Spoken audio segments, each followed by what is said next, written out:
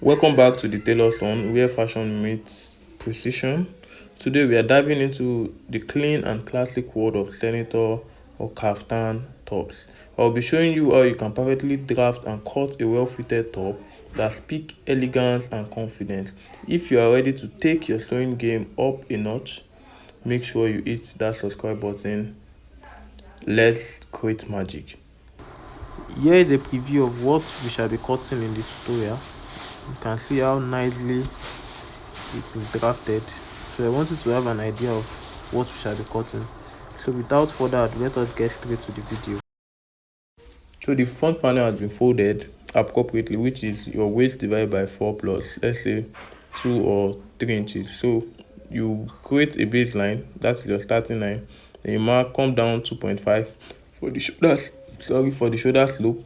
Then 9.5, that is the shoulder divided by 2. Then 17 for the stomach, and 24 simultaneously for your waist. So then you connect those lines like that. So I wanted to apply the top length, but the table is short, so I'll do that later. So what we want to do now is to establish the shoulder line, which is 19 divided by 2 is 9.5, but I'm not going to mark at that 9.5. I'll mark at 9. So I came in by 0.5 there. So the next thing I want to do here now is to get the neck, so which is, I measured 2.5 by, and I came in 2.5 for the width, and then 2.75 for the depth of the neck. So after doing that, we want to, can you see, that's 9. Then here you apply that same 9.5, but you come in by 1.5 like that, 1.5. So that's about 8 inches. Can you see? So it should be like this. It shouldn't be on a straight line. That line, the line from your shoulder to your armhole, shouldn't be straight. It should be slanted rather. So you are going to apply the chest measurement, which is chest divided by 4.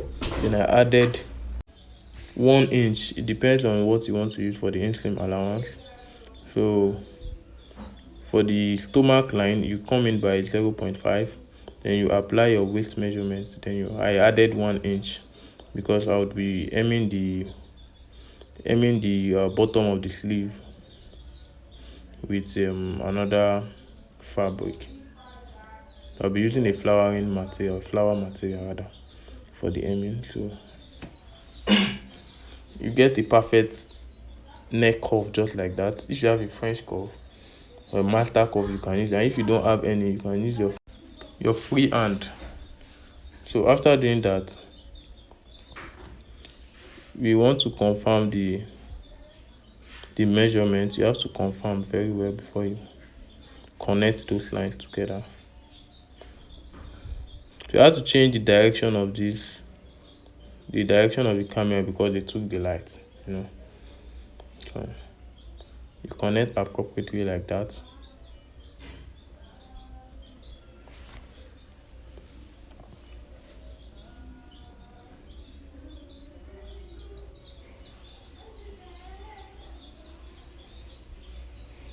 So I marked 13 inches because I'm still going to turn it. I'll turn the down part, or I'm going to aim it. So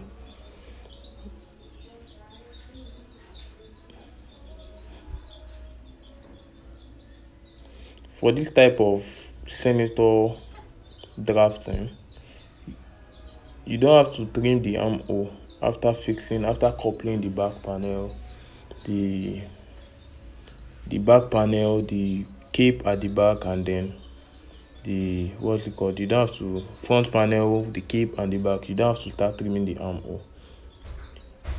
You really do not have to trim anything in this kind of drafting.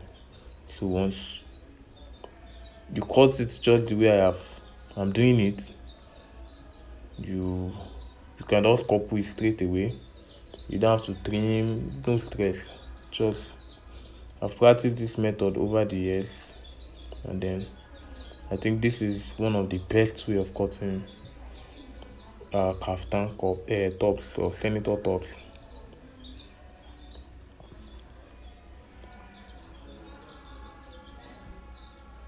So I want to apply the top length. I was unable to do that because of the length of the table, so I had to shift or adjust the material before I could be able to do that. So whatever you measure, then you add the allowance, the hemming allowance. So I added one because I said I'll be turning this particular fabric with another material.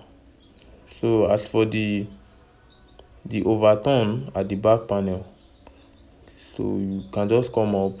I don't use 4 inch, I don't use complete 4 inches. I usually use 3.75 because I don't want the back to overlap too much. So that is the reason why at times I use 3.5, at times I use 3 points. Most times I use 3.75. So after doing that, you cut it off, then you come down by 0.75 like that. Then you draw a straight line. So that straight line is where you be folding the back panel on. Can you see? It's supposed to overlap each other just like this.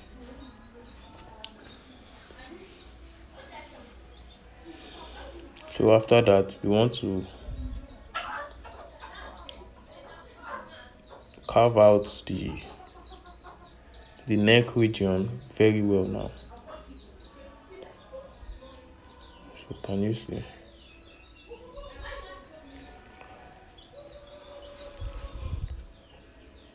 And then you mark where the back panel intersects the front panel. You mark it just like that. Then you notch. But as for the neck region, you can just cut it out like that. Can you see how the neck is perfectly formed? Then you mark 0.75 at that part, 0.5 at that part. Then you connect it to that point, to that part of the fabric, part of the front back panel that you notched. You connect it to that point. I just wanted to play around it. So you connect it to that point. You can use your pattern master, use your freehand, whatever you like to use. Okay. So mind you, the front panel and the back panel are not supposed to be cut. The armhole is not supposed to be the same. So the back panel is supposed to bulge out a bit from the front panel. So you do it that way. You can see it does. So it is usually supposed to be 0.5 inches away from the front panel. So after doing that, you can reconfirm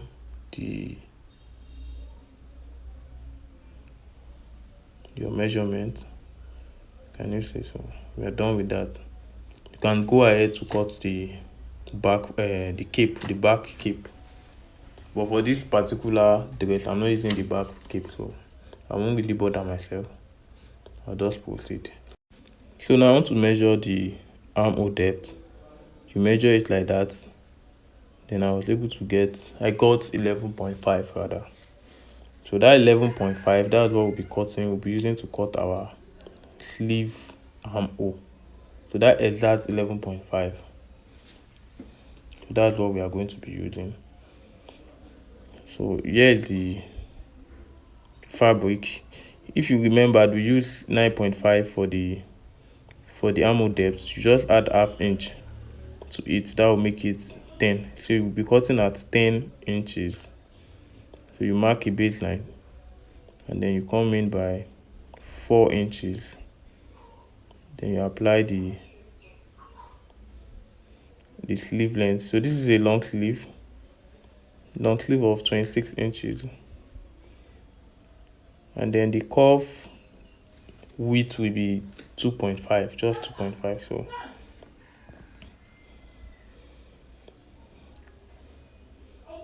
So I'll just mark at that 2 inches, and then the half below will be for the joining allowance. Can you see? So you should have a total of about 24 inches like that. So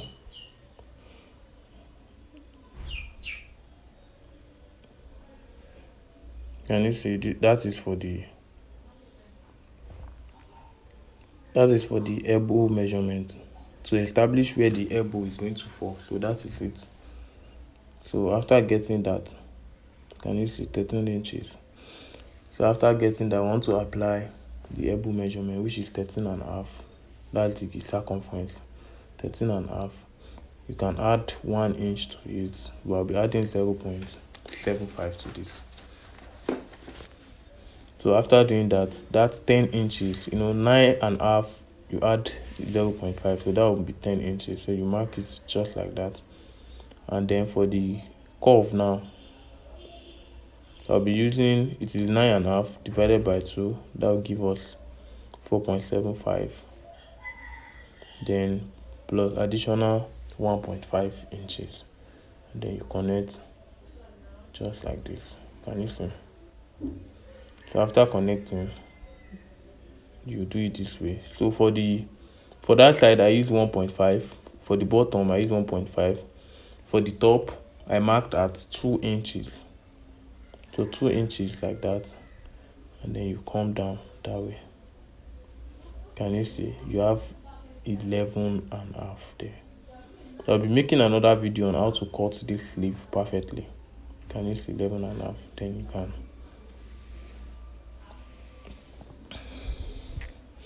can proceed.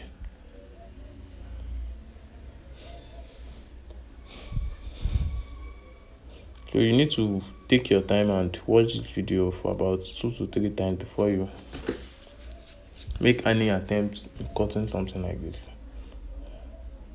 So you can see the way I did that. So now I'll cut out the front panel. So that is the front panel of the sleeve. You cut it just like this. Can you see? Then you will trim for the back side or back panel. So it should be about 0.5 inches away, just like this.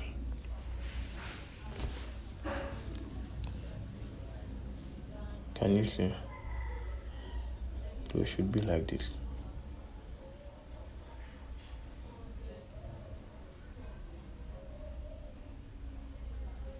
So that's the front.